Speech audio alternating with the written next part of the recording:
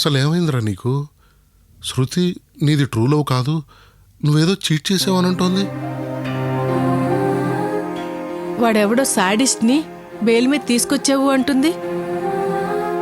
వాళ్ళ నాన్న చెప్తున్నా, చివరికి స్వాతి శ్రీపాద గారు చెప్పబోతున్నా వినిపించుకోలేదు.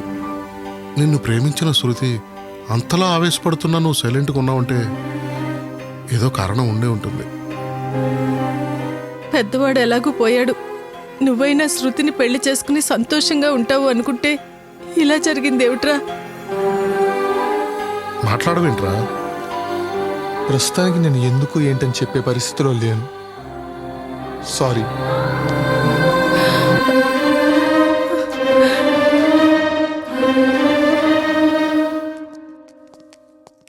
యువర్ ఆనర్, మన భారతదేశంలో వివాహ బంధం చాలా గొప్పది, పవిత్రమైంది. అలాంటి వివాహ వ్యవస్థ ఈ భార్యాబంధు సెక్షన్ వల్ల విచ్ఛిన్నమవుతోంది. పోలీస్ స్టేషన్ ఎఫ్ఐఆర్లో ఈ సెక్షన్ కింద కేసు ఫైల్ చేయడం అంటే డివోర్స్ పేపర్స్పై భార్య చేసే సంతకం లాంటిదని గ్రహించాలి.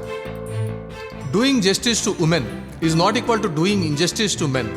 True gender equality is when both men and women have same voice. అందరికీ సమాన హక్కులు ఉండాలి.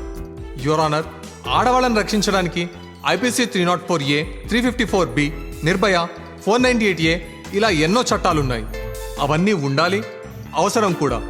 కానీ అలాగే మగవాళ్ళని రక్షించడానికి కనీసం ఒక చట్టమైనా రావాలి. స్త్రీలు బలహీనులు కనుకనే వారి రక్షణ కోసం ఇవన్నీ ఉన్నాయి. మగవారికి ఎందుకు? రక్షణ కోసం your honour.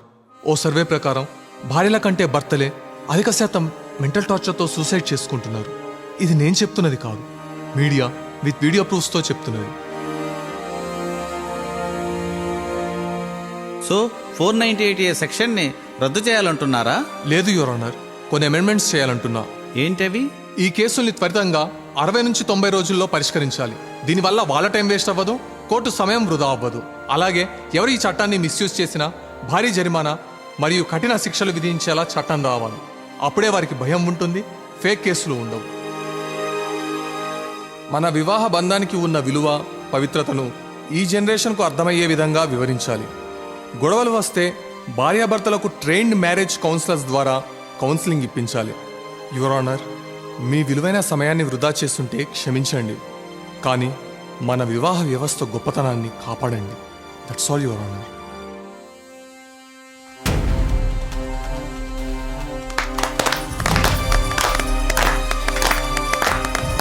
Order order. Mister Rao చెప్పిన 498A సెక్షన్ అమెండ్మెంట్స్తో పాటు మగవాళ్ల రక్షణ కోసం ప్రత్యేక చట్టం తీసుకురావాలని భారత ప్రభుత్వానికి సిఫార్సు చేస్తున్నాను. ఆగండి, మేము గొంతు చించుకుని అరుస్తున్నా ఆగకుండా వెళ్ళిపోతున్నారే. ఎందుకు అలా చేశారు? ఏం చేశాను? మీకు నేనున్నాను. భార్యాబంధు సెక్షన్ ఎత్తేస్తానని చెప్పి ఇప్పుడు యూటర్న్ ఎలా తీసుకున్నారు? న్యాయం కోసం. అయితే మరి ఎంతకాలం ఎందుకు వాదించినట్టు? అందరూ మా అన్నయ్యల అన్యాయంగా బలి కాకూడదని వాదించాను. కవిత కేసు నాలో మార్పు తెచ్చింది. అపరాధి శిక్షింపబడాలి, నిరపరాధి రక్షింపబడాలి. That is the law. Bye.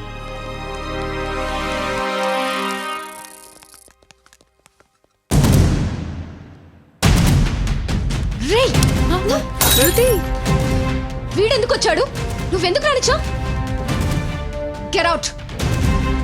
I say get out. Shruti, ఏమైంది? పాయిజన్ తాగిస్తున్నాడక్క. పాయిజనా? లేదమ్మా. ఓ, అర్థమైంది. మీ బావ మారిపోయాడమ్మా.